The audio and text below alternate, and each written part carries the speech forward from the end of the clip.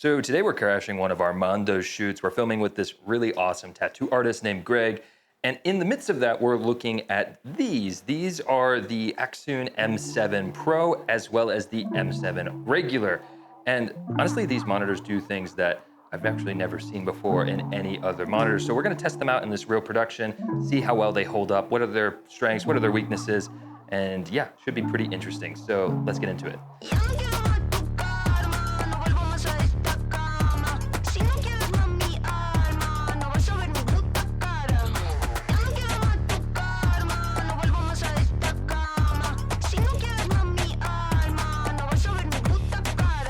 The most important thing about a monitor, in my opinion, or one of the most important things, is whether or not it is color accurate. You want the display to display the actual colors that you're getting, that you're gonna be messing with in post-production.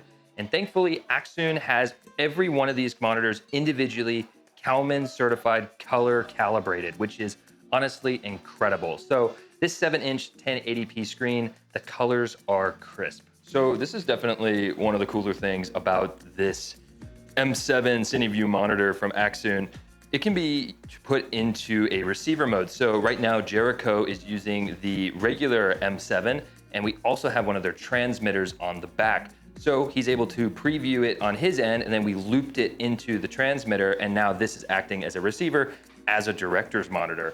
Also, with this cage, I don't really feel like I need those side grips because they have like this really great natural handle to them. So I don't know, being able to use these monitors as just a regular monitor, but also as a director's monitor is really clutch. So why don't we go ahead and talk about latency? And I really wanna see what the difference is between the monitor that's directly connected into the camera and then the director's monitor, which is connected wirelessly. So I'll do the classic hand waving test so that hopefully you guys can see how much does it lag behind. Is it a lot? Is it a little?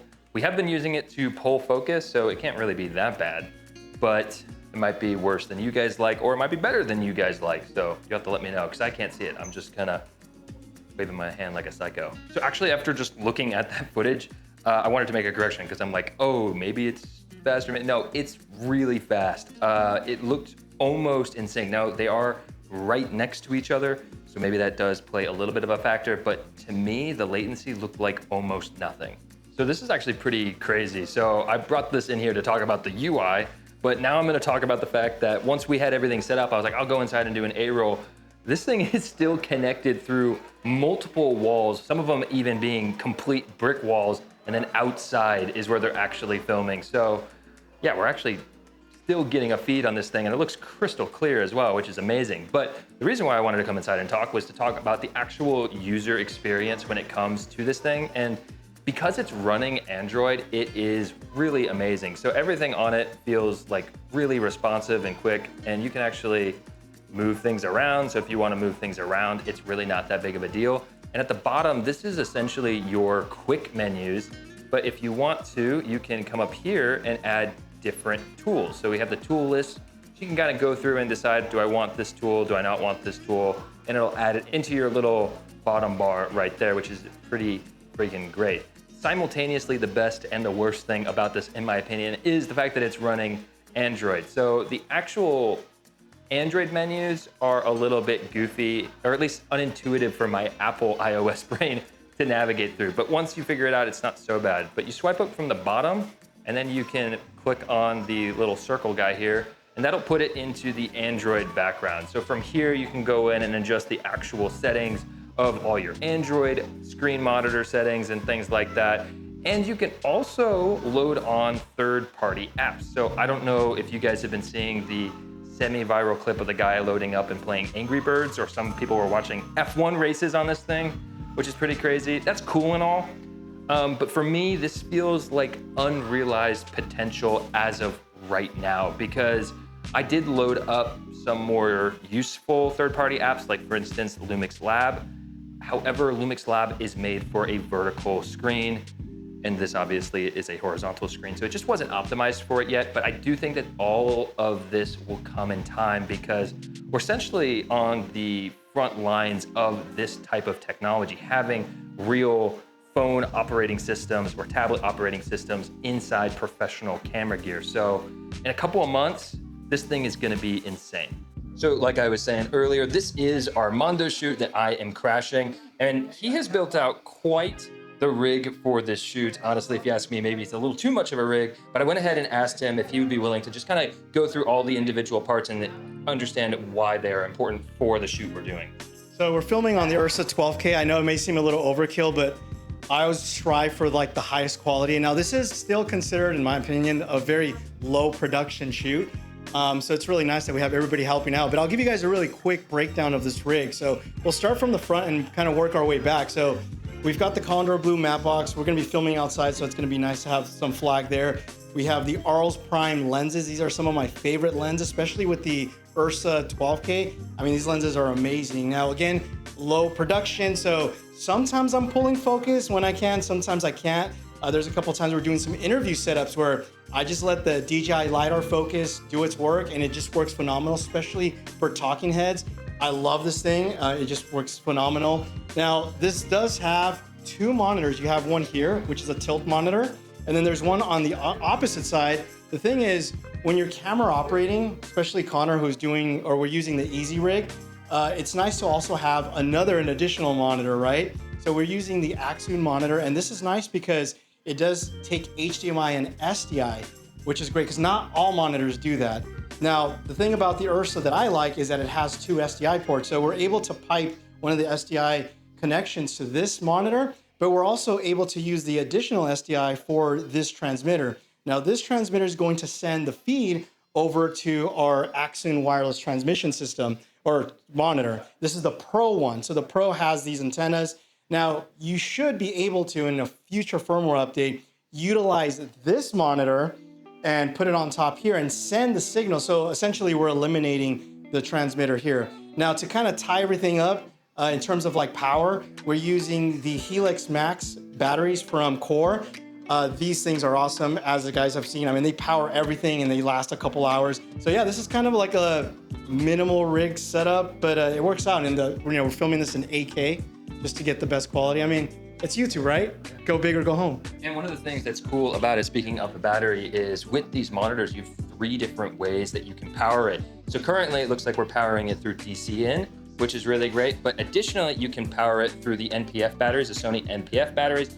And my personal favorite is that you can power it directly over USB Type-C. So the versatility of these monitors in a production environment like this is pretty unmatched. So really quick, because I did another shoot with the Ursa. The Ursa, I just barely got a lot of these accessories.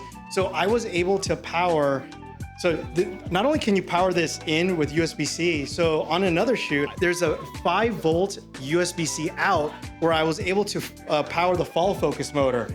So I was able to utilize it. So it comes in clutch. Anyway, just thought that was like a useful tip. That's awesome. So one of the things about this monitor is that it has about 1,000 nit brightness, which is fairly bright if you need to film in absolute direct sun. I personally think that the cage with the Sunhood is probably a really good pickup.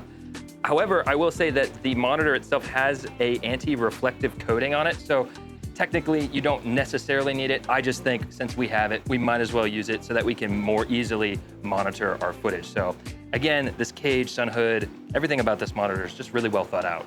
So one of the things that I did notice with this monitor, because it does have to boot up Android and then it boots up the Accsoon monitor system, it does seem to take a little while to turn on. So that's probably one of my major gripes with it. This is something that they could probably optimize in updates, but from hitting the power button to actually being able to see your image, it seems like 20, 25 seconds, which is definitely not a small amount of time. One thing I didn't really talk too much about when I was on set is the actual overall quality of this thing. Now, a lot of the quality is actually, in my head, coming from this cage, which is an additional accessory, but it feels so good. But the actual quality of the monitor itself, I would say, is very high, which is good because this is a professional grade, more on the kind of like mid-tier expensive side of monitors. So you would want your monitor to have a very premium feel, which I do think this does.